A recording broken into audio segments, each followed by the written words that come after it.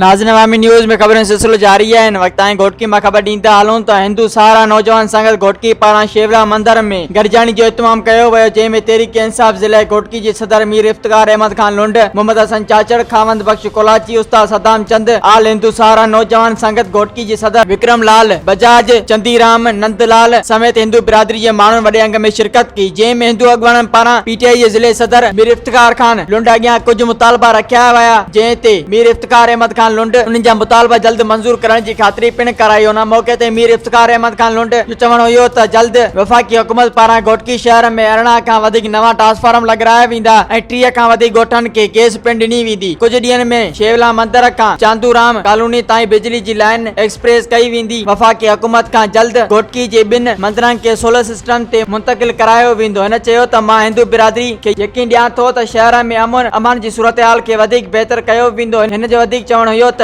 PSAकी जी अवाम सां हर ॾुख ऐं ख़ुशी में गॾु आहियां, जेको मूंसां थी सघियो आहे उन्हनि जी ख़िदमत कंदो रहंदुसि। मज़ीद खबरों और तफसीलात के लिए विजिट करें हमारी वेबसाइट www.awamiNewsHD.com।